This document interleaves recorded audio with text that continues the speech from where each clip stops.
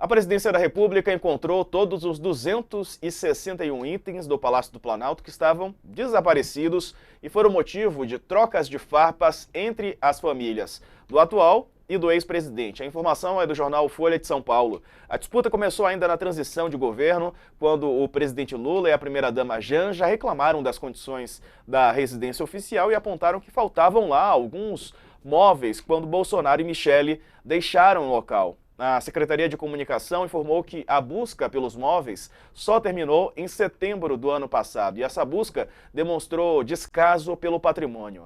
Jair Bolsonaro usou as redes sociais dele para reagir à fala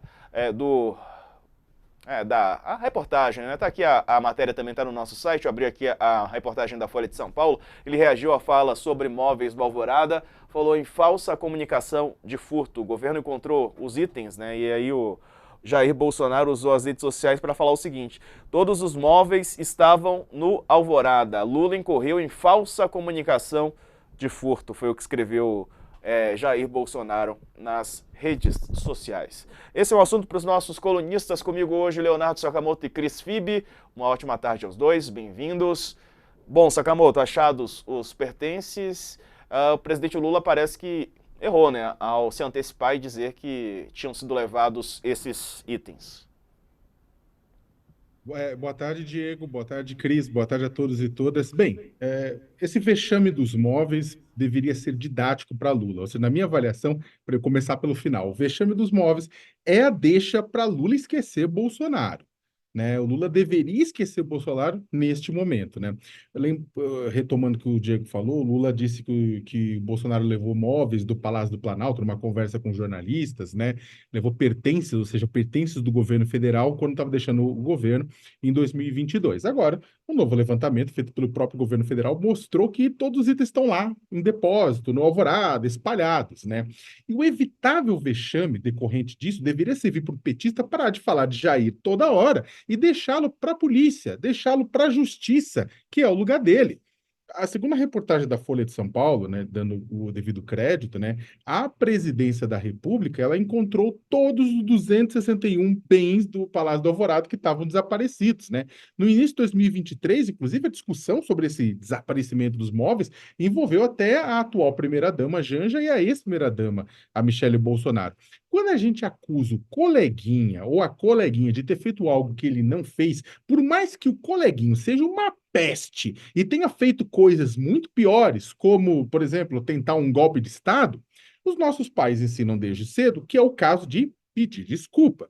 Mas quem espera isso, na minha avaliação, vai ficar esperando, né? A resposta oficial da Presidência da República aponta, fala das conferências, fala, olha, em novembro de 2022, ou seja, durante a gestão Jair, não havia encontrado os itens. Outra conferência no início de 2023 notou a falta de 83 objetos, e somente mais uma, em setembro do ano passado, encontrou todos. Ou seja, essa versão corrente, traduzindo ela, é que, olha, Lula usou a informação que tinha um momento, no momento, né, em que havia uma bagunça no Alvorada e se pronunciou com base nela. Não importa, Bolsonaro deitou e rolou com base nessa informação, né? É uma informação, é um erro grave. Lula, na verdade, a gente olhando, e a gente, naquele momento da transição, do início do novo governo, a gente olhou e falou: poxa, mas o governo jura que o governo está gastando tempo discutindo a questão de imóveis, discutindo a questão da Alvorada, faz a reforma, faz a mudança. O Lula tinha ficado insatisfeito que estava ficando muito tempo em hotel, que o Alvorada estava em petição de miséria, houve TV, houve tudo, né? Realmente, o Alvorada foi deixado em petição de miséria, mas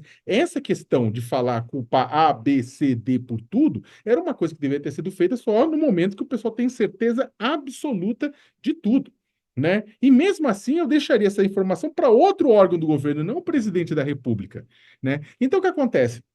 O Lula tem sido questionado, o Diego, Cris, agora com bastante frequência, e inclusive na reunião ministerial ele trouxe o Bolsonaro, chamou o Bolsonaro de covardão, né? Ele trouxe o Bolsonaro para dentro de uma reunião em que ele poderia surfar falando das questões e dos ganhos econômicos do governo dele. E ele traz o Bolsonaro, que é um caso de polícia, para dentro. Então, ele quer polarizar com o Bolsonaro, mas neste momento, o povo, não é um momento eleitoral, e nem mesmo no momento eleitoral é questionável isso, mas não é nem momento eleitoral ainda. Vai começar. O povo, na verdade, está reduzindo a aprovação do Lula, olhando para a economia, olhando para a inflação do feijão e do arroz. O Lula devia estar bombando isso, esquecer que Bolsonaro existe, apagar Bolsonaro do meio, fazer com que o Bolsonaro não apareça na boca dele, né? E aí o que que acontece naturalmente, né? Você vai ter menos espaço para o Bolsonaro. O que que acontece é que essa é mais uma prova de quem ajuda a botar Bolsonaro na mídia ontem e hoje é o Lula. Não é só, mas é o Lula. Deixa o Bolsonaro nas páginas policiais.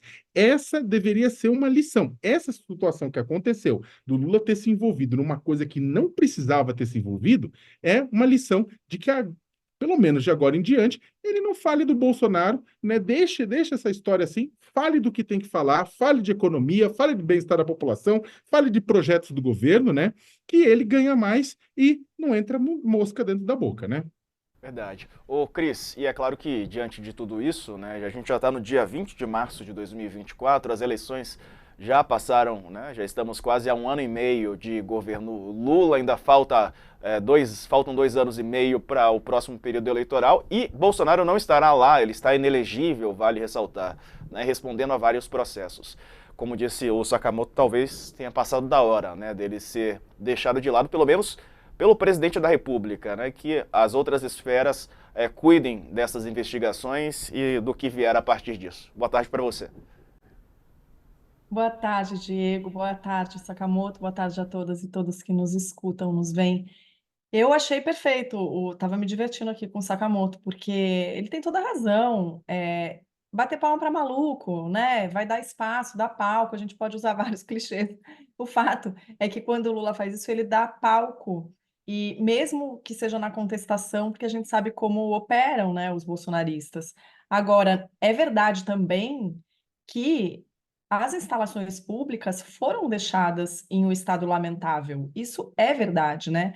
O fato de que tinha, a gente lembra quando a Janja abriu a casa ali para Natuza, na Globo News, móveis em estado ruim de conservação, bom, sem falar no quebra-quebra. Então, quer dizer, as coisas foram deixadas num estado muito ruim, e eu acho que também, naquele momento, a gente tinha um grave problema de falta de transição, né? O Bolsonaro não estava no Brasil. Então, se ele estivesse dialogando com o presidente Lula, talvez ele pudesse ter evitado dos dois lados, né? Se houvesse diálogo, talvez a gente tivesse evitado com uma mensagem no Zap, né? Cadê meu sofá? Mas, enfim, não é dele, né? Não é de ninguém, é de todos nós, é do patrimônio público.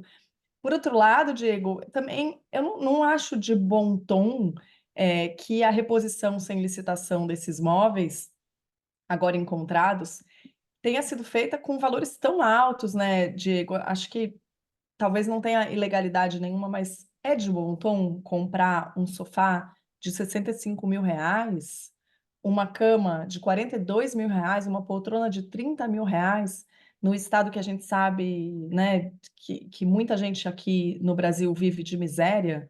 Então, eu acho que tem aí uma falta de sensibilidade mesmo, no trato dessas questões. Diego. Verdade.